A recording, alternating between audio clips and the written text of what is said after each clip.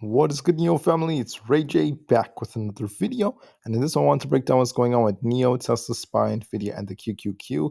And break down some important information about tomorrow as we have some big data coming out that's going to affect the yields in the entire market. I'm going to break down what happened with the Meta's earnings and how things are looking for NIO from a technical standpoint. But before I break anything down, all this information, before I get into any more details, let me just mention a couple of things. I am firstly not a financial planner, so take nothing I say as financial advice. And also, if you guys can, please check out the Webull link, which is down below and in the description. If you sign up for Webull, the link down below, and deposit any amount of money into the account, you are guaranteed up to 12 free stocks. The offer ends in just 6 days, so check it out before they run out. Anyways, let's break down what's going on with the market. NIO was down 6.06% for the day as the whole market came down, but there wasn't really any really horrible news that came out for NIO. The entire market was slowing as a whole due to some new economic data that came out, and there's more fear involving the current sentiment in the market because of what's happening for tomorrow for the markets, because we have some very important data coming out. So I'm going to break down what this data is and how this could affect NIO and what you should be watching for as time goes on. But first, let's talk about all this information. So what's happening right now? And the answer is we had some earnings that just came out. Looking at Meta's earnings, Meta delivered its strongest sales and profits in history, at least if you, this is not really accounting for inflation, but it was still strong nonetheless, because when you look at Meta, it beat on top and bottom lines as revenue jumped 23%. They ended up beating on EPS and revenue. EPS was a big beat. They got $4.39 a share versus $3.63 being expected. They beat on revenue. Their daily active users was better than expected, and everything else was quite fine in terms of their current and recent data. However, when it comes to guidance was a little mixed for them. Some things were a little bit higher. It was very, very wide. Some things were lower than expected when it comes to guidance. So guidance is kind of like mixed, but overall their earnings was still stronger and quite decent. So not bad for Meta. This is what's helping the share price hold up right now, and this could help the market going into tomorrow. Now, when it comes to earnings, we also have another one coming out for tomorrow. We have Amazon after the market closes. And for data affecting the markets, we have something very big coming out. Tomorrow morning, we're going to be watching for some very important data. We're going to be looking at the GDP numbers coming out, and this is going to affect how the market moves. We also have something else that's very interesting. We have initial jobless claims coming out.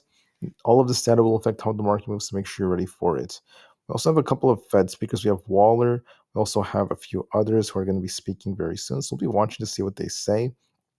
Then we have PCE for Friday, which is going to be another big data day. So all this important data is coming out over the next 2 days. The market's going to be reactive to all this data, and I think tomorrow is going to be one of the most important days because of these GDP numbers. Now, the numbers could affect how yields move if they're very close to what the forecasted consensuses are. The GDP growth rate of 4.0 to 4.3%. This could cause yields to go up a little bit. This may cause the 10-year to go above the 50, not the 50, but the 5% mark. This is just like a different measure of it. And that could slow the market down. So just be very careful with that. We're going to be watching that very, very carefully. So watch the GDP numbers. As far as NIO goes, we have some good news. Not only is NIO interested in buying its own factory, but NIO delivered its first EL6 driver. Its first keys to the driver, excuse me, guys, in Europe, as the EV maker is basically expanding overseas, which is great news for NIO. NIO is continuing to grow over and over again. This is known as the ES6 in China, but the EL6 has arrived in Europe. It's been renamed because of something that involved Audi, saying that the name was too similar, but it's okay because NIO, dealt with that and they're continuing to improve their company. So you can see they have the specs right over here. It's just slightly bigger than the Tesla Model Y, and it's becoming more and more popular as we're starting to see the second gen's technology is becoming more and more used, and this is going to give NIO more and more exposure in the European markets. People are very excited about this, and I can't wait to see what the future holds from here on out. So this is great news for them. The buyers are coming, and the car looks absolutely incredible, so I'm very excited about this. Now, moving forward, in June 2023, the third NIO house was opened, and this was very, very great for them because this is becoming very telling for how the future is going to look. We're continuing to see more buyers continuing to step in. Now, with the art show being displayed, this is very good to essentially attract different architects, different people who are interested, and we're going to see this help give NIO more and more advertising power, and more people will be learning about NIO over there. Deutsche Bank has a buy rating on NIO. The price price ratio is actually very flat as NIO is performing a little bit weaker than the market. I would say that Thursdays tend to be green only about 50% of the time, so it's a coin flip.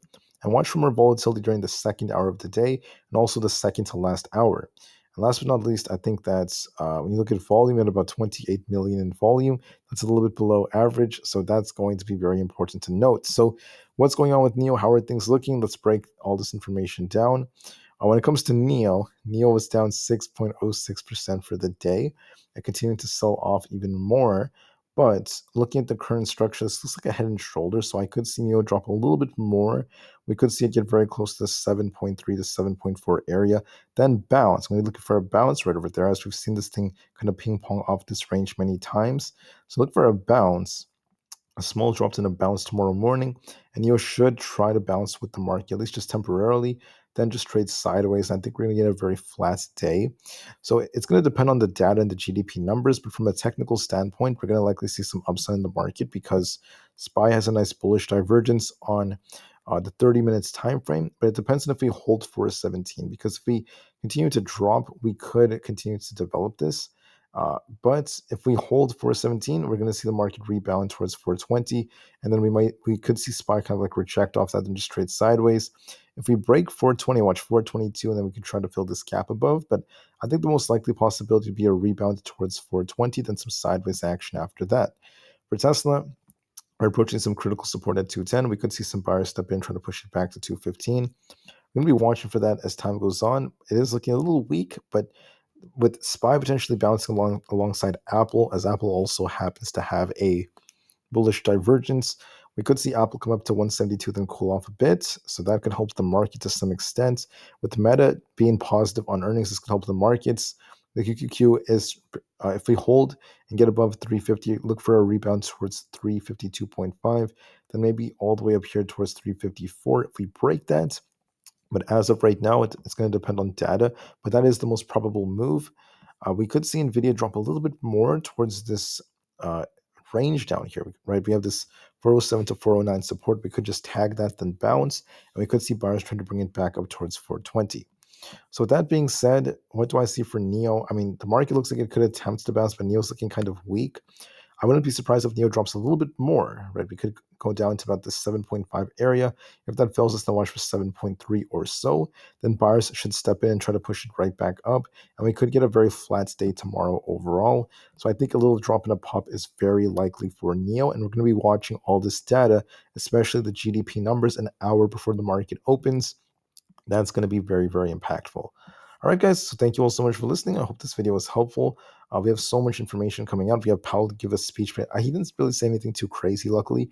But we're going to be watching to see how the market responds, and we're going to be very patient going into tomorrow. All right. Thank you. NIO to the moon, because the long term is still very bright. And peace out.